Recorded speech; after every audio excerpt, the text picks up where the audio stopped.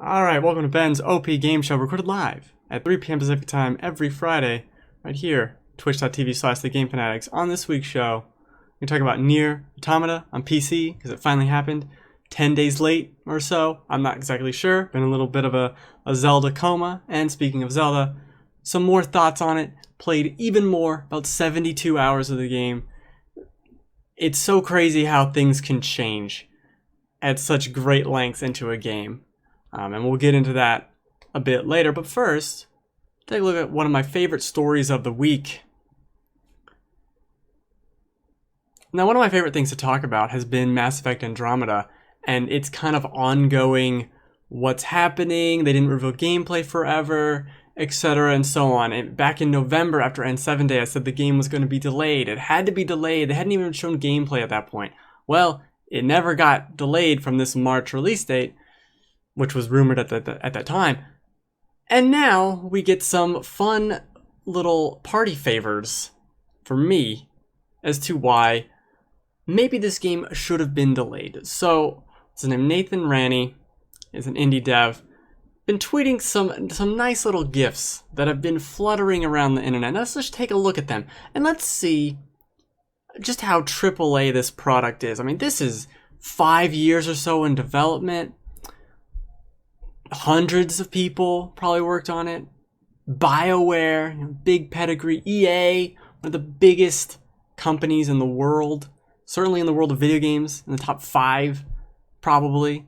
Yeah, at least top 10. Let's look at some of these GIFs, right? See what we got. Well, that's good. That certainly seems like a legitimate thing that hundreds of people worked on. Teams of people worked on that. It certainly does to me. What else we got over here? Let's look at Scary Make. Nope, that's not good. That's really bad. That's real bad. Shouldn't be making that face. What we got over here? Okay. Got the Fashion Week runway model over here. That's good. Great work. Great work, BioWare. Oh, let's see what it was over here. Let's get to Male Rider. Their eyes are so strange. Their faces so blank. Their expressions expressionless. They look like clay people. See what we got over here. Oh, this is a weird man. Look at his mouth. If you look at their weird pushed out lip duck mouths. I almost tried to pause it on there. It's bizarre. Oh. That's not unsettling. Let's not edit that at all. Let's not edit that at all.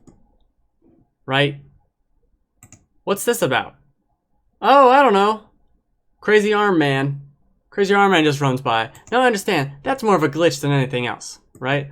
But it's not without. Look at what is his hand doing? What is that? Hundreds of people worked on this. And we all decided as a group for this cutscene, just lift your arm and just kind of put it back down. Just lift your arm and just put it back down. Just put it back on. Literally something a puppet would do if you pulled on its string. What's this person doing? Oh, just another weird walk. Just another weird walk. Just to add to the long list of weird walks we've seen. What's this guy doing with his sneaky eyes? This is even the worst eye one I've seen. There's one of them they're darting all around. I don't know what happened. And people criticize this in the gameplay reveal, the awkward animations and speech pattern. And they said we're going to work on it. And I don't know if they did, but it needs more work. And this is exactly my point. This game should have been delayed. This is coming out 10 years after Mass Effect 1. And somehow, we've gone nowhere. We've made these games so impressive on all these other aspects, and we got these meat puppet people peeping and pooping around. And I don't get it.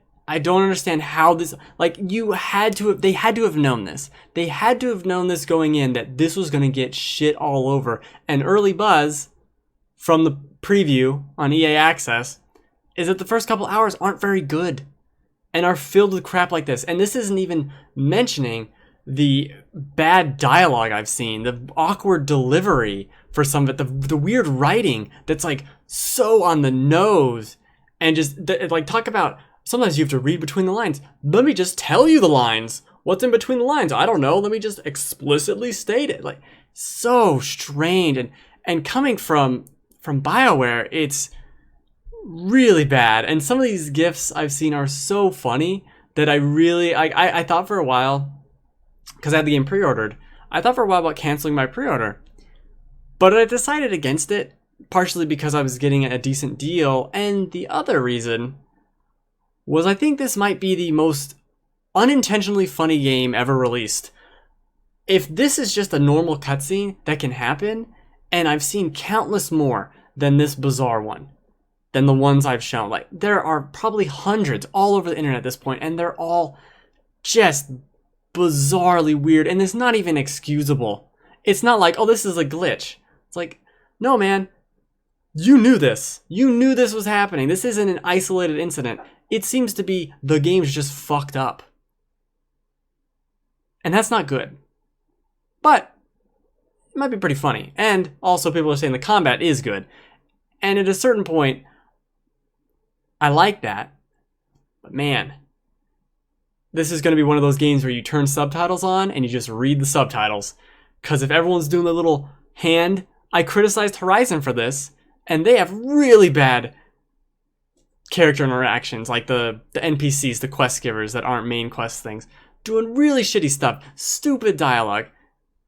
This game's all dialogue. This game is half dialogue. It doesn't have Horizon's open world filled with quests and stuff. Well, it kind of does, or does it? Right? We don't know. They're not telling us nothing. Because you know why? They didn't show this game until 4 months ago, and they barely showed it then. They barely did. Then they released a cool story trailer. Well, of course the cool story trailer is going to look good. That's the stuff that's mocapped. This stuff is the stuff of nightmares. This is R.L. Stine. This GIF just created R.L. Stine 2. The kid that'll grow up to be the next R.L. Stine. I don't know how time works. Should have been delayed. There's no reason, especially after we just got Resident Evil, Neo, Horizon, Zelda, and Nier, all within like 2 months of each other, maybe 6 weeks of each other. We don't need you. You can wait. You can patch this shit and get this out June 18th or something and blow our minds with a game that actually doesn't have horrifying puppet people. But maybe that's just too much to hope for, right? I think it might be. Gotta hit fiscal year. Oh, you bet your ass. Or you bet your ass that's what it is. That's the thing too. Joel, you bring this up. Sorry, I didn't have the chat on for a little bit. Helmets on always option, because this has been an option for years of like, I hope you can turn their helmets off because I want to see the character I created. And I'm sitting there like, please let me put helmets on. Please, I want to play this whole game with helmets on, because these people aren't people. These aren't even action figures. They are melted clay. Like, I think there's better CG in the first Terminator. Is there even CG in the first Terminator? That might be my point. Yeah, it is the fiscal. It really is the fiscal. It's so fucked up. It's bad. It's real bad. But no one complained about Horizon. There's a little double standard thing I think happening here, because I thought the Horizon, some of the stuff they showed, really bad. We'll see. I'm still going to play it. I just hope it's as funny as all these GIFs. That's kind of what I'm hoping for at this point. A nice little funny romp through space, right? That's what I should be hoping in my 40-hour RPG, that I get a laugh. Damn suits ruining my games, yeah? I feel you, Joe. But there's a lot of great games coming out this year. We've been talking about 2. Very excited about both of them. Not Mass Effect. Look at this. I just like having him on loop. It's mesmerizing. Look at him. What is he doing? Have they seen people before? They've seen people, right? Surely. Surely they've seen people. You can't even blame this on a weird character created person. This is just straight up weird. It's bizarre. He could go with his hand with the cookie jar, like it's like a weird squirrel. Oh god. I can't stop watching it.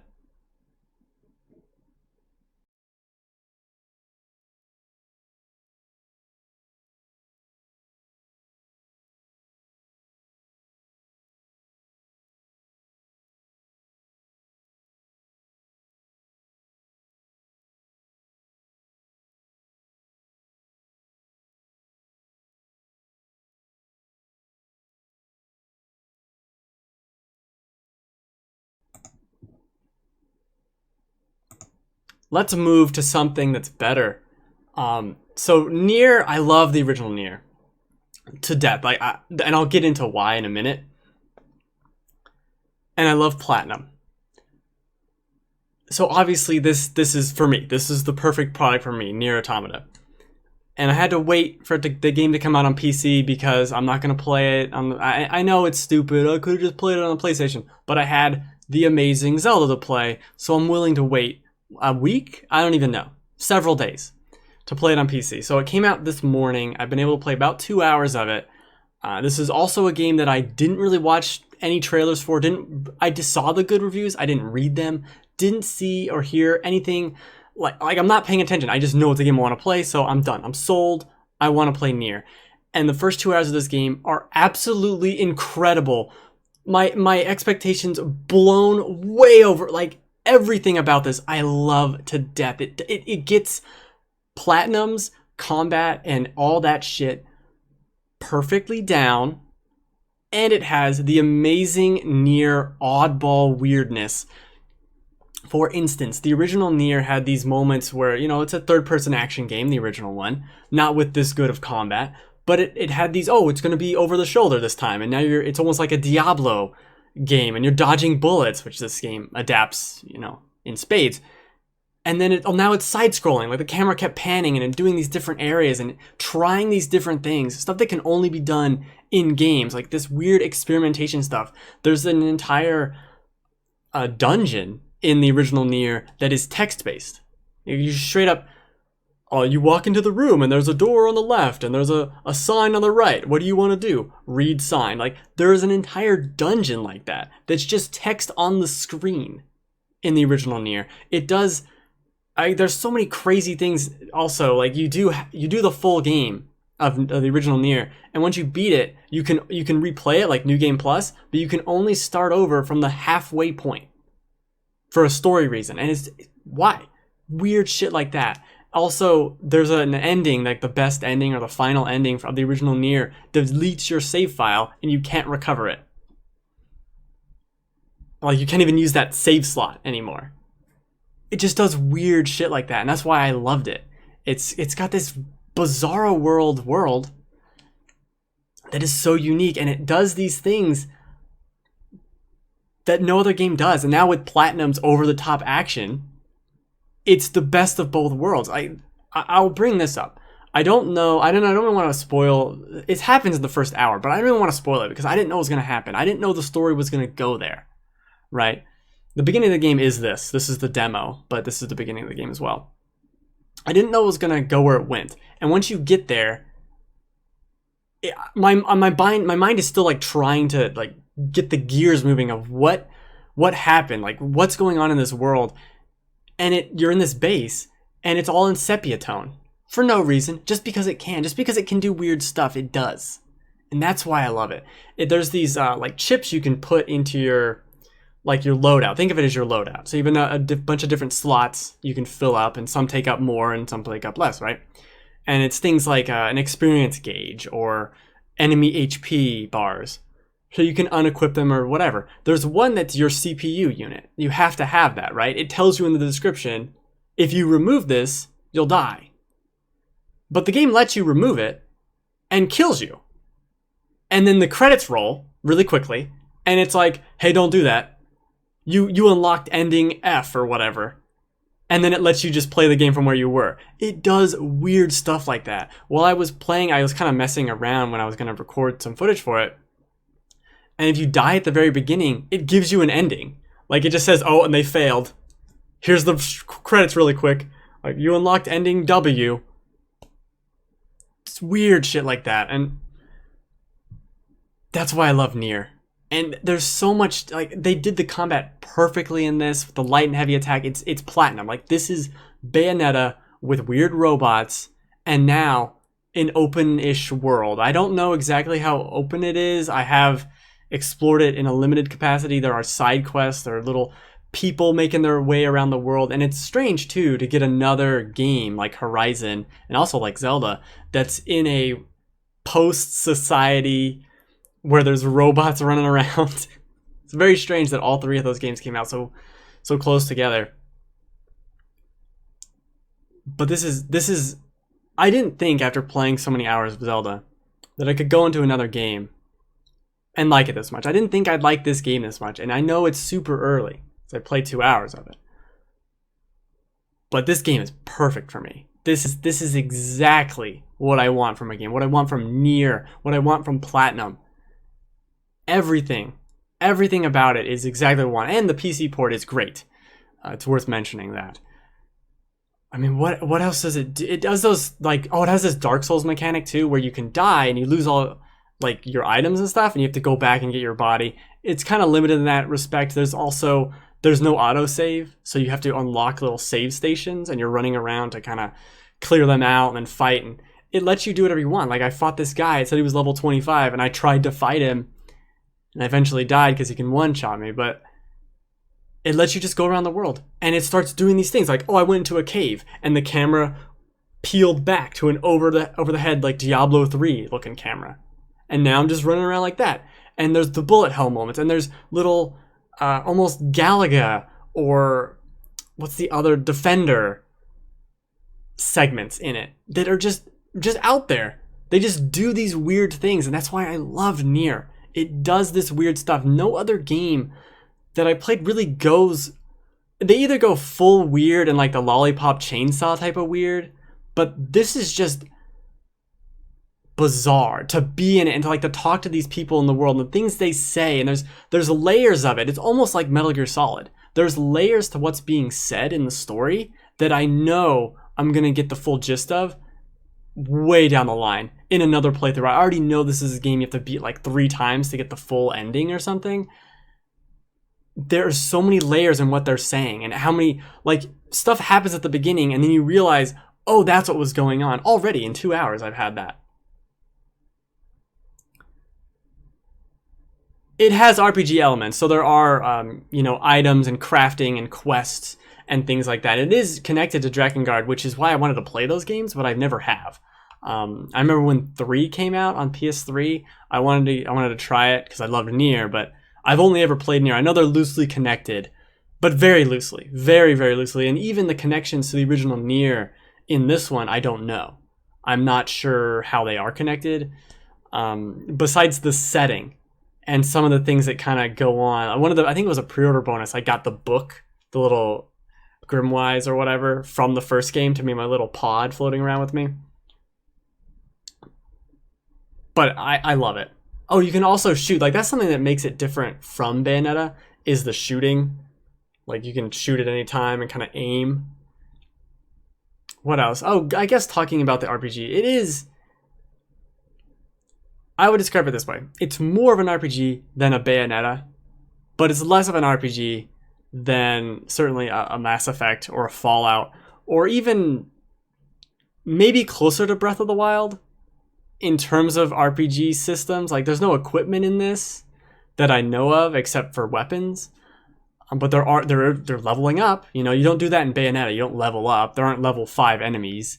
You don't have a level 3 sword or whatever. Like, there are mechanics in there, but it's heavily action oriented. And what it seems like they told Platinum, like they told them to make the combat system, and Square somehow gave them guidance to make everything else, because the combat is perfect Platinum, but all these other elements are things I've never seen them do. Now, granted, I never played the TMNT game or the Transformers or Legend of Korra or whatever, because I don't care.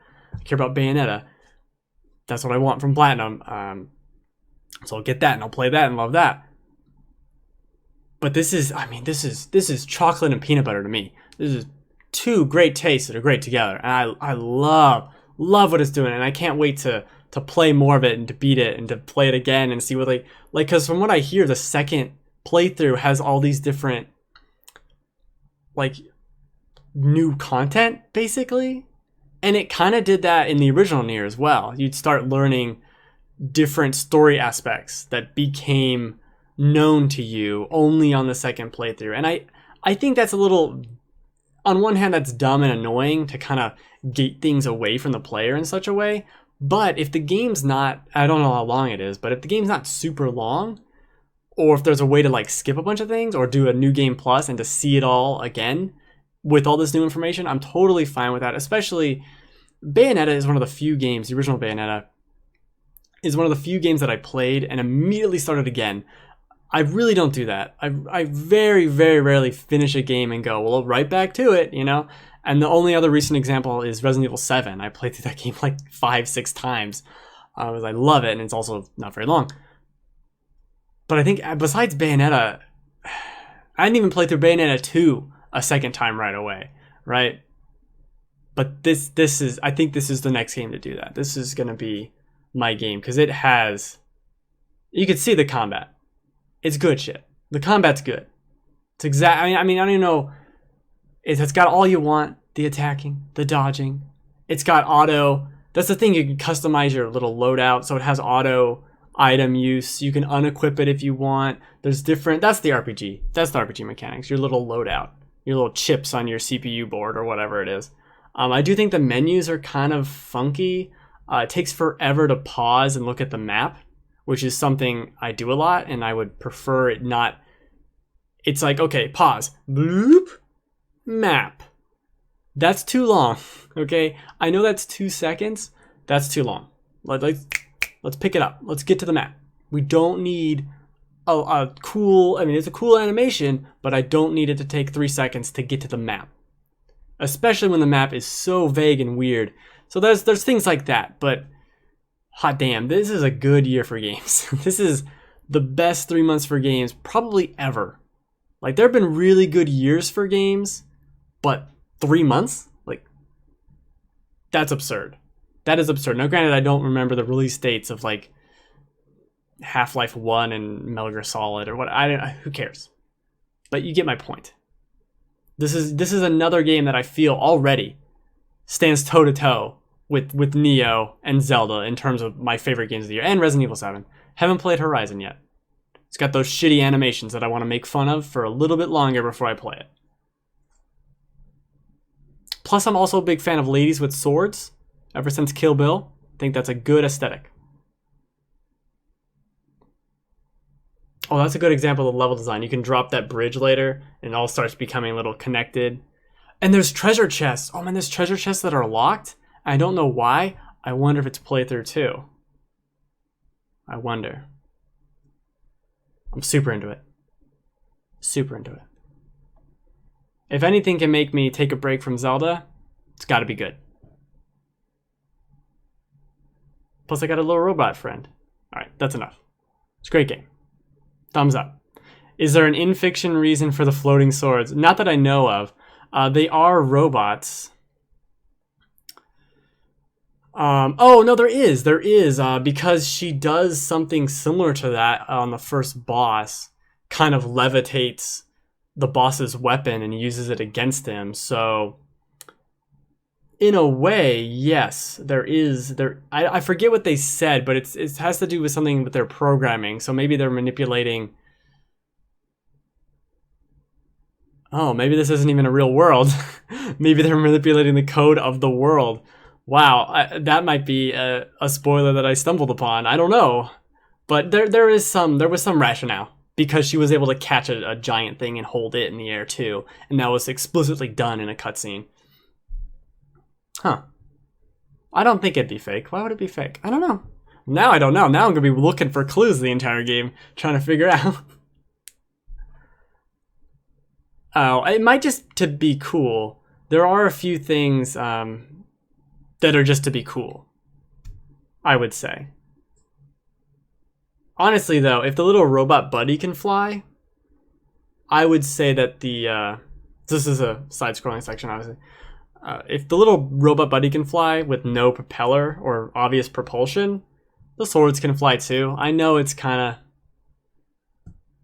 whatever, but I think you gotta suspend your disbelief a little bit for the floating swords. Oh, the only other complaint I have is that the camera kind of sucks sometimes. You can turn around right into a bullet hitting you in the face, which is always good. Especially when the bullets are like giant and red, so you feel like a moron for running into it.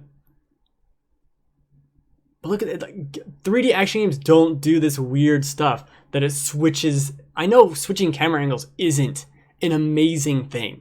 Like, that's not revolutionary. But it's that, coupled with all the weird other tweaks that Nier does, that really puts it above for me. Also, there's fishing. I couldn't catch anything, though. I'm not even sure there are... Oh, no, there are animals. I killed a moose. I killed an elk moose or an elk moose. Yeah, it was an elk moose. Sure, well, let's just go with that. It's elk moose. I don't know.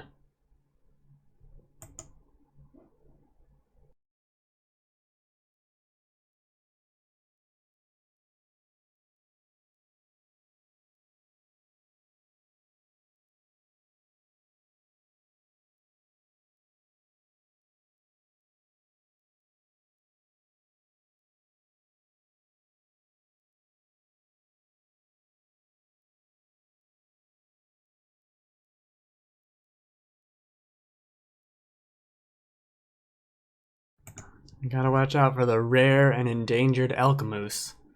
It's on the elk loose. Very, very punny today.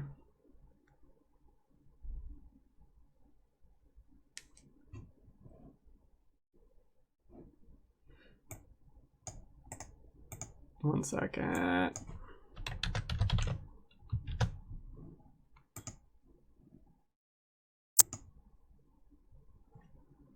Okay. And you just blurring Zelda and Nier together now. Yeah, pretty much. Yeah, that's the thing, man, about Zelda and as an exploration game. So I played it for 72 hours, which is a lot, and it's probably too much, which is why I'm also glad to have Nier as like, let's take a break from Zelda. Been a lot of it. And let's go to Nier. But Zelda's phenomenal. Like, what more can be said about Zelda? 72 hours. I still have 3 areas of the map I need to get the towers for. I've done about 70 of 120 of the little shrine dungeons. I've done 2 of the actual dungeons, and there's so much more left to see. And what this game does so well is every single spot on the map you can look at, either on the map itself or just in the world. You can look at it and go, yeah, there might be something over there. And you know what? There probably is. And you're going to have a fun time doing it, and you're going to just keep getting led along to where I went and I was going to go around Death Mountain, right? It ended up taking me maybe 5 to 6 hours to go around Death Mountain. Now, Death Mountain's huge, right? It's a giant spot on the map. It might be a sixth of the map. It's huge. But going around it to take 6 hours and not even feel like I explored really everything along the way. Like, there were some things I left little marks on the map to go back to, because how can I do everything? And you'll come onto these moments and you'll find a puzzle, right? And it'll be this shrine quest to unlock a shrine. And you're like, okay, let me solve this riddle. So you're sitting there like, okay, I need to find a crown of thorns. What does that mean? You're like, okay, I know what it wants me to do. And you're solving this puzzle, and you go and complete it. And that's 20 minutes. You do the shrine, that's another 10 minutes. You go around a hill, that's 20 minutes. And you realize you went this little tiny portion of the map and you played the game for 2 hours. You did nothing, but you did everything because you found 5 Korok seeds, which can be used to upgrade your inventory. And you found a bunch of shrines, which also increases your health or your stamina bar. So there's so much to find and to do that the moment to moment is like incredible, because there's secrets around every turn. Like something like 50 hours into the game, I found a clue to something I had missed the entire time. It was right in front of me the whole game, and I just didn't see it. Like, oh, this thing there, I should have attacked it because that gives me a Korok seed. I didn't know. I thought it looked weird, but I didn't know. And that's the entire thing. It looks weird. Why is that tree there? Why is there a hole here? Why is there something that looks like a ball in a cup? And you put the ball in the cup and it gives you a Korok seed, and it's just something in the world. Like, you might just walk by it and not realize it. That's what it is. And it's filled with things like that all over the place. Little secrets that you'll only know by looking and go like, what is that? I'm going to go to the top of that mountain because I can, and because maybe it'll give me a good vantage point and I can see some shrines and all that. But there might be something there, and you might get to the top of the hill and there might be nothing, right? But there might be a Korok seed. There might be a treasure chest. There might be an enemy up there. There might be another path. There might be a shrine in the distance that now you're going to go over there. And every single corner of this game is that. That is the entire game, constantly. Just, oh, what's that over there? Let me go over here. What's that? Oh, that looks like a thing. Is that a thing? Yeah, it is. Okay, I got another seed. Oh, there's a new bird over here. I'm going to take a picture of this bird. Why? No reason. Just so I can have it in my little encyclopedia of birds. And it's all-encompassing is basically what it is. I want to play Horizon to compare it, but I'll be playing Horizon much later in the year. It keeps it exciting when there is something. Yeah, that's exactly it. And it happens often enough to where you don't feel discouraged. Like, sure, you'll climb a peak or you'll go explore a nook and or cranny of something, and there won't be anything there, right? But 50% of the time, there is something there. And 100% of the time, there's something just over the next hill. Whether it's an enemy, or a treasure chest, or a shrine, or whatever. A new weapon, something to blow up with a bomb. And the things also that happen just organically, those weird water cooler moment things. There was a part in the game where my bomb arrows didn't work. I don't know if it was a glitch, or I don't know if it was because it was raining. I'm not sure. But I needed to blow up this wall, and you couldn't throw the bomb like to blow it up. It was too far. So I wanted to use the bomb arrows, but the bomb arrows didn't work for some reason. So instead, I got up really high, and I paraglided over. I took out a bomb, which when you're paragliding, just drops it, and I blew myself up in midair so that I could blow up the thing. And stuff like that is encouraged, and it's like stuff you have to do. It's so smart with what they've done with it. I mean, there's not enough good things to really say about that. I think it even handles the story bits really well. I don't have any complaints about the voice acting. It's just fine. But to shift gears, I think it's worth mentioning the kind of negatives about it, especially since I've done 2 of the dungeons now. The first dungeon, the elephant water one, really isn't very good. It's like baby's first dungeon. And I know you can do it at any point in the game, and I get that, but man, was that just like... I think the Great Deku Tree in Ocarina of Time is more complicated by like 10 degrees than that dungeon. And straight up, even the second dungeon, which was a lot better and had a really cool twist to it, was still very light. It's still so like, man, I wanted more from these dungeons, and these dungeons are...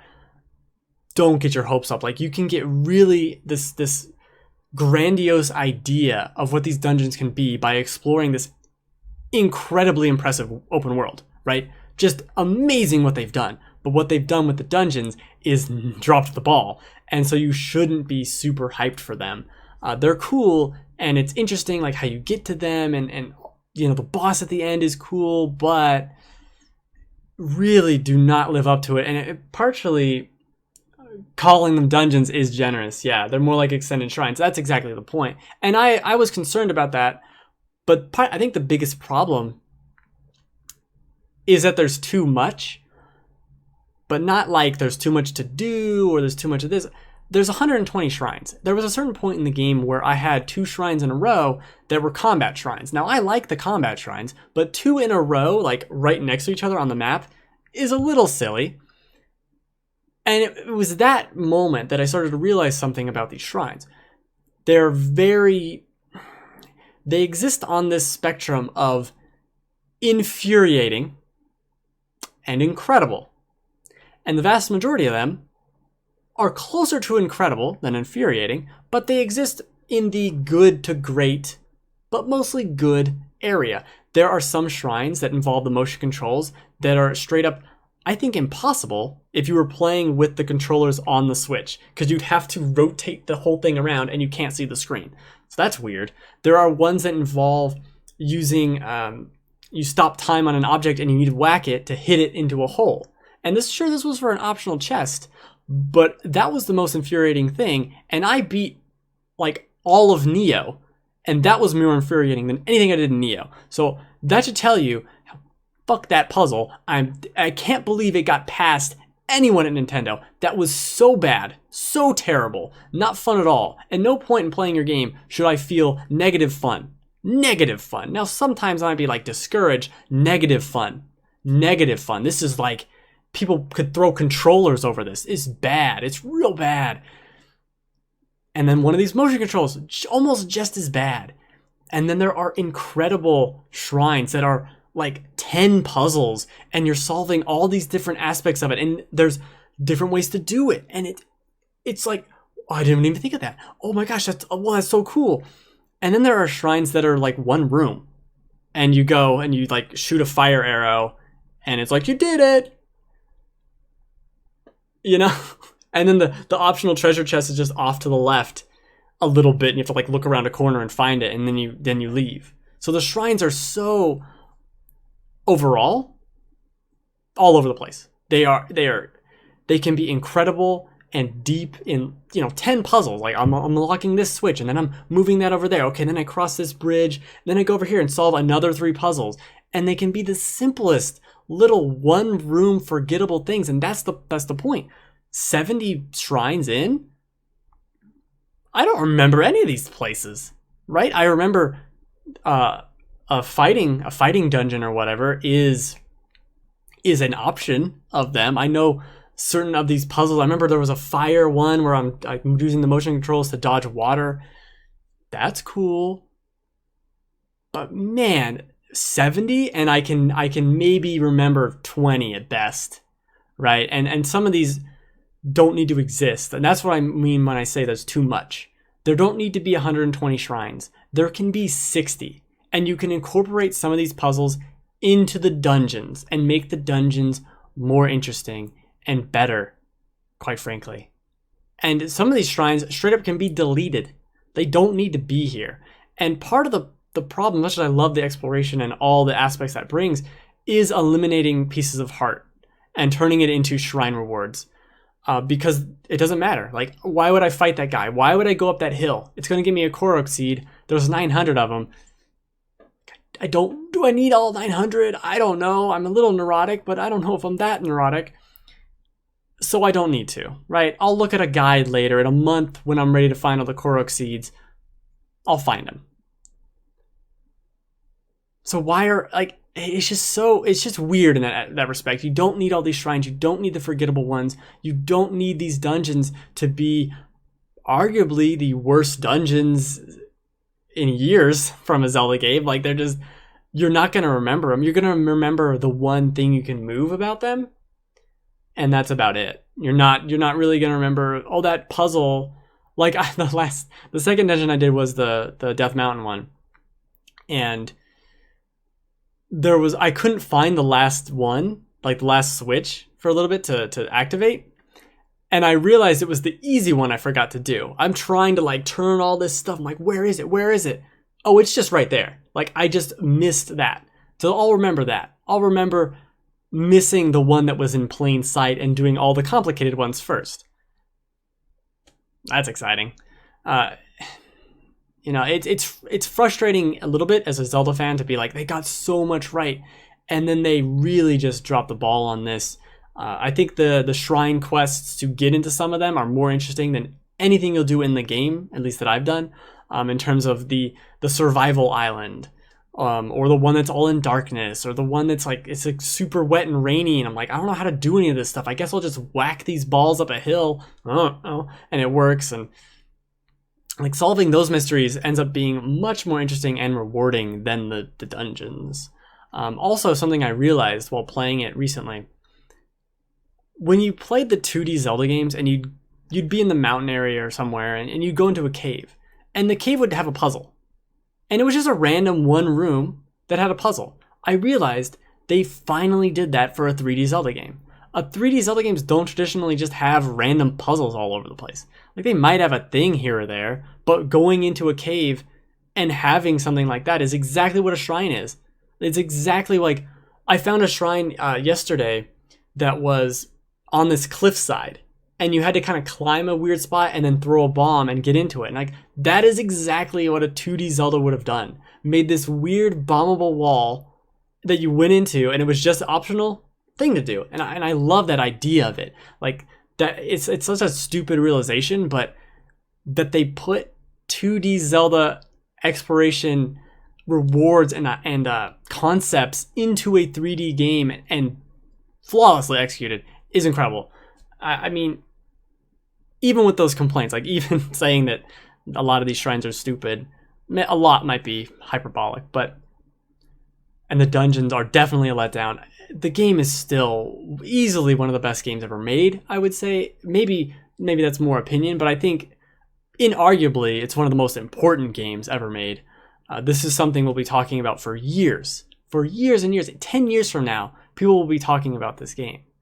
And I think that's something that the likes of other games won't be talked about. You know, like at this point, Dark Souls is almost, or Demon Souls is almost 10 years old. Like, we're still talking about that and that influence. And we're going to have a similar thing with Breath of the Wild, in the same way of Fallout 3 is still brought up. Maybe not so now with Fallout 4 and Witcher and all that. But like, that changed the game, for the lack of a better word. And I think this is going to do a similar thing. I should also mention, I think another area, and this just might be my personal, well, it's all my personal opinion, so it is my opinion. The towns suck. The towns are terrible. And not in a way of like, I hate them, they're boring and whatever, but they are the least interesting of any Zelda towns. I think of Windfall Island in Wind Waker, or any of the towns in Ocarina of Time, or the Clock Town or whatever it is in Majora's Mask. These towns are very forgettable. I think in Twilight Princess they were also equally as forgettable. And these are better than those, but now that I remember how forgettable those were. But these are like Zora's Domain. The least interesting Zora's Domain ever been. And same with like Death Mountain, the little Goron city. Least interested I've ever been in a Death Mountain town. Just completely forgettable. Kakariko Village. I mean, I went there and I caught a bunch of chickens and I left. And there's really like, oh, it's cool architecture. It looks visually interesting. But like, in no way would I put this Zora's Domain in my top 5 list of Zora's Domain. I don't even think I could picture 5 of them in my head. But they're just not even in the running. They're just not good. They're not interesting to me. They're so caught up in like you go to the Zora's Domain and it's raining and it's dark and I can't see what you made. And it's not fun to play what you made because of all the stamina and all this stuff. There's nothing to find here. There's straight up nothing to find here. Oh, there's an inn, there's a shop man, and there's the guy I need to talk to. Okay, I guess there's no homes. I guess we forgot to add homes into Zora's Domain, but whatever.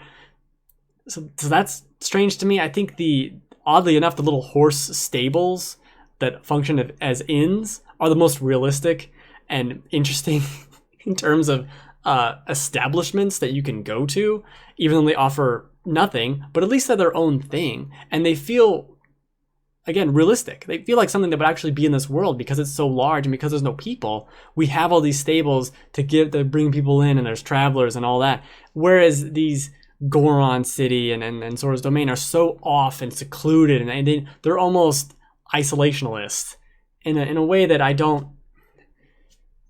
They're just like over there, and they don't care, and I don't care either. I haven't even been to all of them, I should also say. The inhabitants are more interesting. I'll give you that. I do think there's a lot of cool characters in them, and their dialogue is really good, but aesthetically, as a place, I'm not into them. You do have a point there.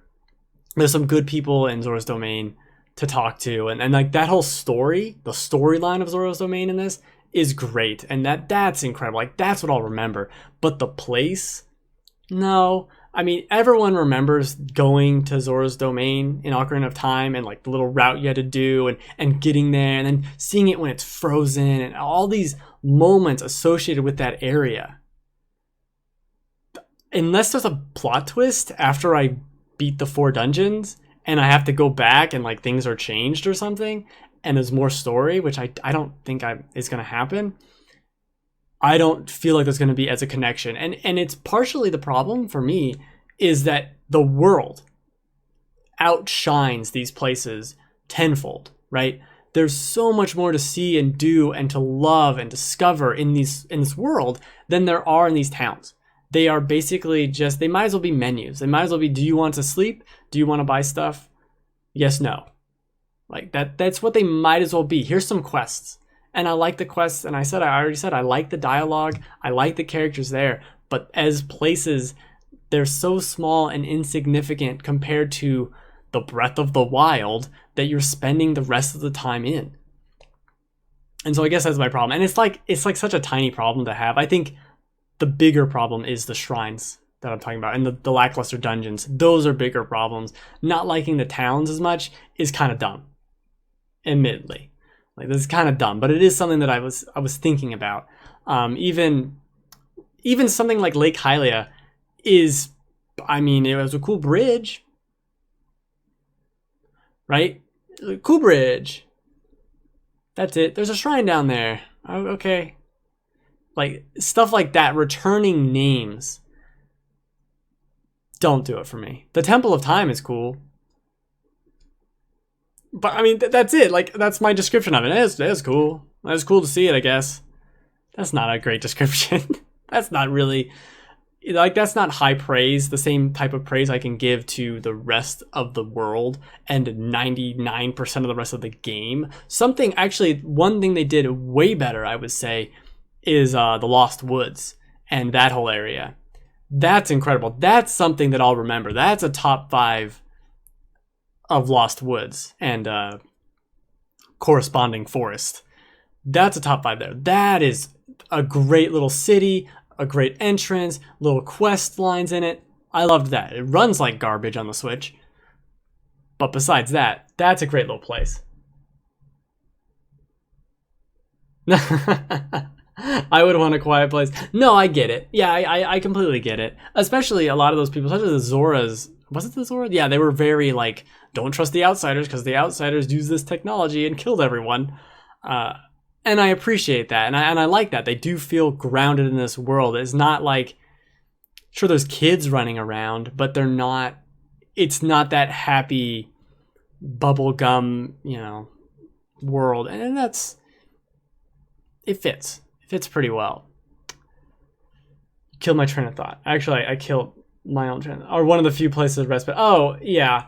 I don't know. And this is me getting stuck on a puzzle, by the way, for like not understanding that it's really simple and I was overthinking it. But I think there's something to be said for that difficulty of being one-shotted by things. Because the more I play it, the more stuff I upgrade and unlock all these things. And as soon as you can deflect the Guardian's lasers back at them and kill them that way, which was a while into the game before I knew that, things start breaking down in the same way of a Dark Souls, where you start to see its secrets and learn its behavior, and it's not a frightening world, especially in this game where you can just run away. Like, you don't need to fight anyone. Especially like I brought up earlier, there are no pieces of heart. You're not going to find one in this, tower of monsters. You're not going to find one there. You might find some items and some ore and whatever, but there's no reason to fight them. You're not going to level up. You're not going to do anything in that. So if you don't want to fight them, just leave. And I love that freedom too. Like there's absolutely no reason to fight them. You don't even need money. You don't even technically need items. You find them without fighting. So like you don't need to fight anything unless you need the materials, unless you want to get deep into that. But just fighting normal encounters, you're going to have enough equipment, enough of what is it? Just enough materials to craft. The limited crafting that there is.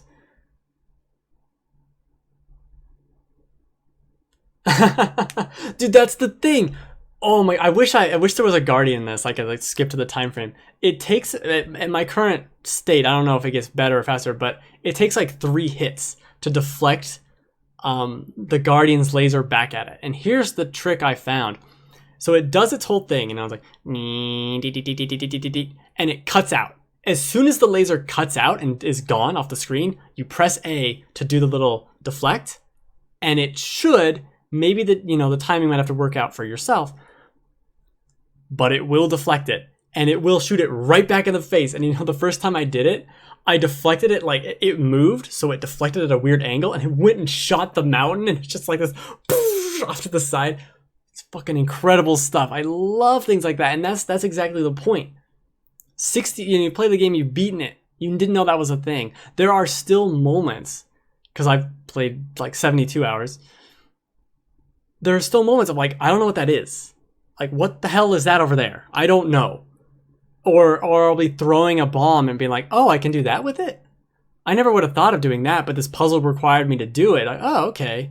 I didn't think about that. Only recently, like there was a pillar in one of these shrines, right? And there was a treasure chest on it.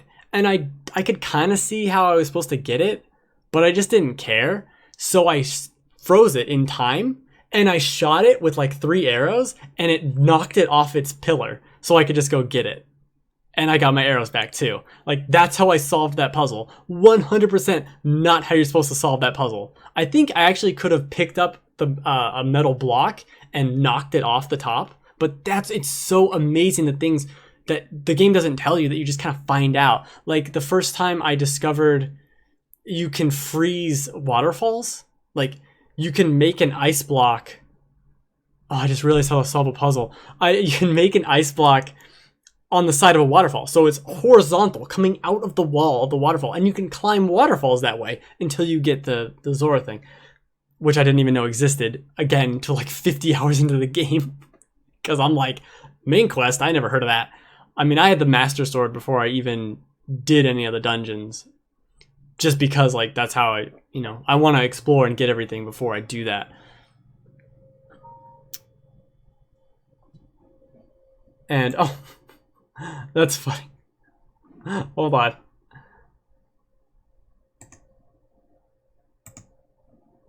Please hold. My computer's like, you ran out of disk space, dude. Hold on.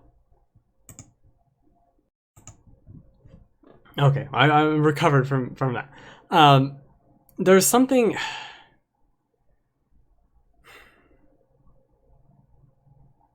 There was a train of thought, and it's gone. But I think that is what's so incredible about the game, is how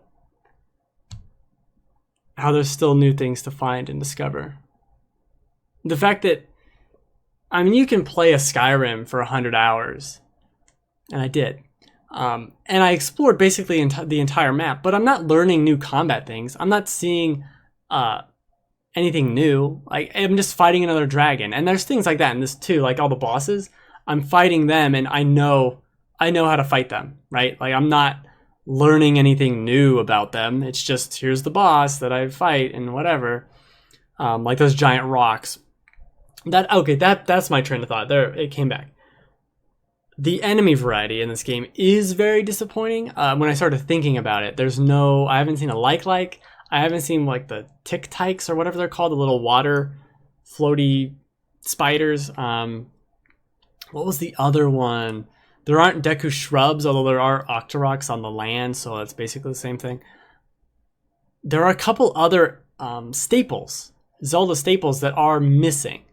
Like a Dodongo.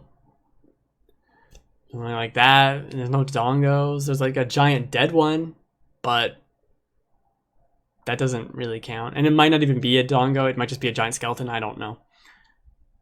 I think it's just a giant skeleton. But there are things like that that are missing. There's the random bosses like the Talus or whatever, and then there's a skeleton guy I fought once, and the giant Moblin man. And those are fun, but man, there's so many of them, and it's just the same fight each time. Like once you learn its pattern, it's really not anything spectacular. They're still fun to do, and that's kind of the whole thing. Is like it's still fun to do everything in this game, but certain aspects after 70 hours, like I get it. You know, I get it. It's a Rockman. I get it. But that's, I mean, again, find the things to nitpick about. We're gonna peel it back, peel all of it back. But then that's enough about Zelda. I think, because I've been kind of like checking in every week. This would be the third week, I guess it would be, in a row with how I've been playing the game.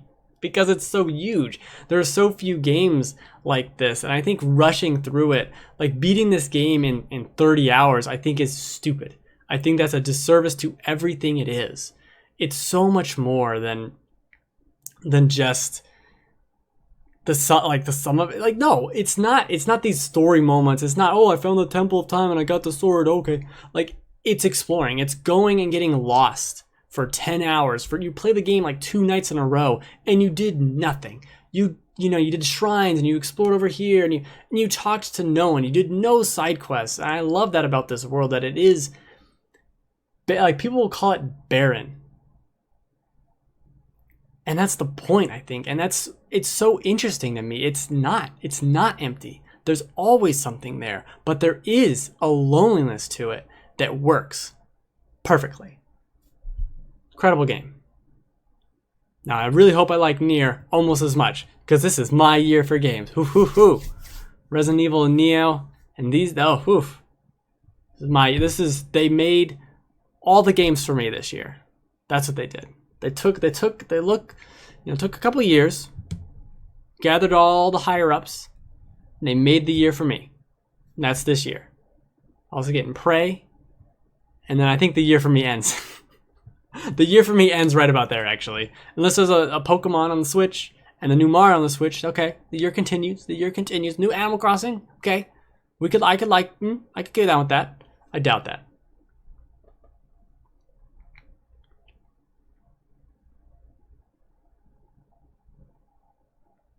Yeah, I am neurotic. Well, look at this mountain over here. Look at this other mountain over here. Look at that. Like a crazy person. New Donk City, hell yeah, New Donk City. Gonna do all those shenanigans with Mr. Kong. It's gonna be a good time in New Donk City.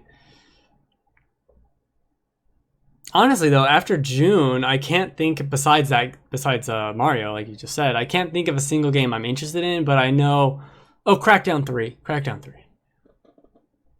There's also Persona 5. Oh my god, this is out of control. This year needs to be stopped, is basically what I'm telling you. It's too much. They've gone too far. And we got, oh man, I need to play the new Shovel Knight stuff. I want to play Yooka-Laylee. Chasm will hopefully be this year. Good god, I kickstarted that like 4 years ago. Please give me the game. Please. It was good. I played the demo 4 years ago. It's good enough. Ship it. Give it to me now. But then that's enough. Do this show every Friday, 3 p.m. Pacific time. Twitch.tv/TheGameFanatics. I keep looking at the chat. No more donks. There are fewer donks now. And we just hang out. Talk about whatever. Watch me. Oh, this guy started talking about poop. This little kid just started saying poop, poop, poopity poop. And I was very confused by this kid. And I went to talk to him. He didn't explain himself. He did not explain himself at all. I was not a fan. I would really appreciate what's his deal.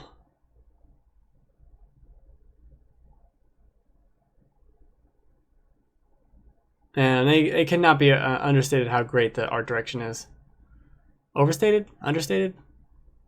Underpass? Overpass? Is that one of those? I don't know. Alright. Thanks for hanging out. Merry Christmas. Hey! I'm ending my other video too.